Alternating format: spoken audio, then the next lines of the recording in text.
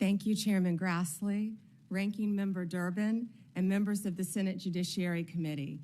I've had the opportunity to meet with almost all of you, and I greatly appreciate that. I'm grateful to President Trump and to this committee for your consideration to be the 87th Attorney General of the United States. I would not be here without my family. And if you can bear with me for just a moment, a lot of them have made a very long trip, and I wrote them all down so I don't forget anyone. My beautiful mother, who I wouldn't be here, a retired kindergarten teacher, would not be here without my mom.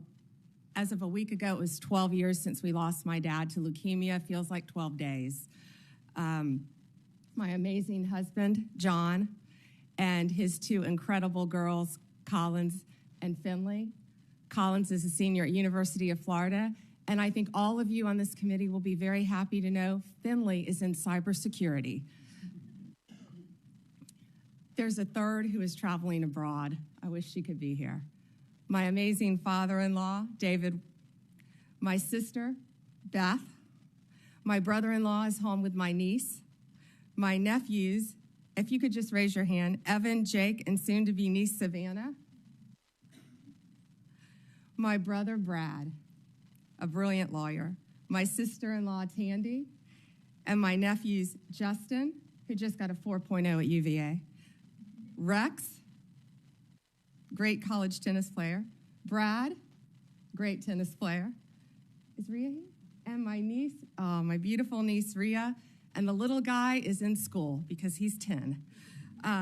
My friends, Leslie, Kathy, Dina, Tiffany, Kim, Paula, and so many of my former coworkers. And Ranking Member Durbin, if you want to get dirt on me, these women have known me since I was a child. Seriously, most of them. So thank you for indulging me in that. They've all made a very long trip to be here, and thank you for holding my hearing as well and not postponing it. I appreciate that. Thank you all. From the moment I interned at the state attorney's office in Tampa, Florida, all I wanted to do was be a prosecutor. The Supreme Court certified me, and I had 4 jury trials while still in law school. Lost most of them, but had 4 jury trials and never wanted to do anything else.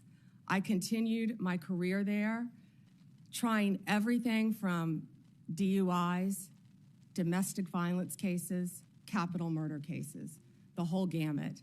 I became a lead trial attorney in courtroom every day, trying career criminals, was deputy chief of a division, and then ultimately was felony bureau chief, and eventually left to become Florida's 37th Attorney General for the state of Florida.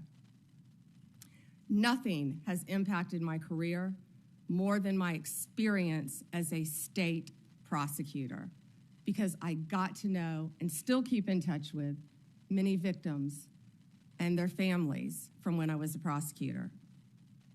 Upon becoming Attorney General in 2011, I proudly served for 2 terms. I was term limited. I would probably still be there right now had I not been kicked out of office by term limits. I loved being Attorney General.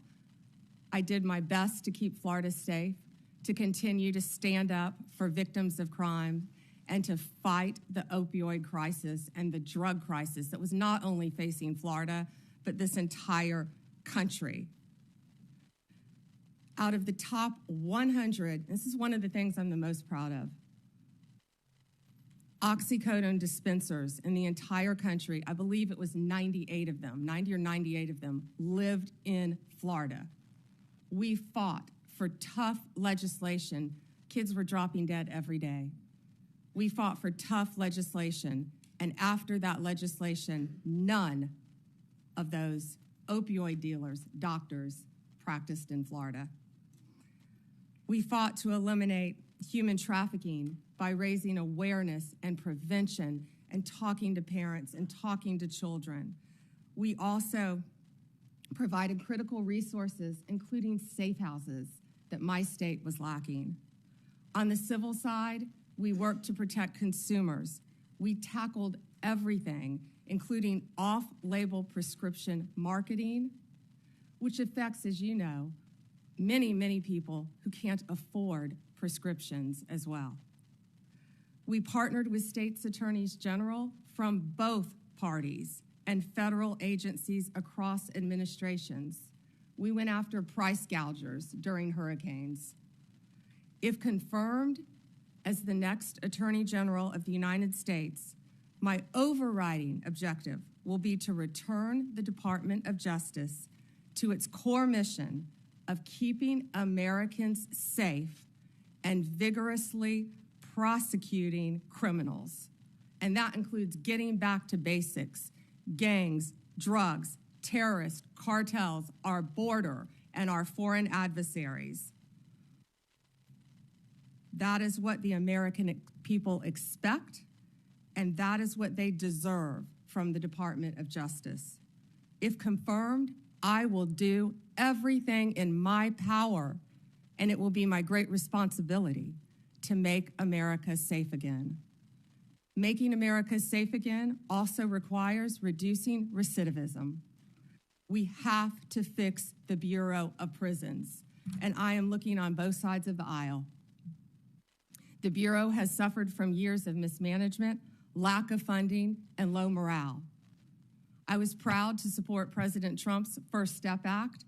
I think more can be implemented and more can be done on that front. President Trump's leadership on criminal justice reform has demonstrated what is possible when a president is unafraid to do things that have been deemed to be too difficult. We have to reach across the aisle and get solutions for all of these problems. Like the president, I believe we are on the cusp of a new golden age where the Department of Justice can and will do better if I am confirmed. Lastly, and most importantly, if confirmed, I will fight every day to restore confidence and integrity to the Department of Justice and each of its components. The partisanship, the weaponization will be gone. America will have one tier of justice for all. In all this work, I'll collaborate closely with this committee. I will work with all of you, as I've committed to do when I met with almost all of you. And I will partner not only with the federal agencies, but with the state and local officials throughout our great country. I look forward to answering your questions today and working together for this country and our Constitution. Thank you, Senators.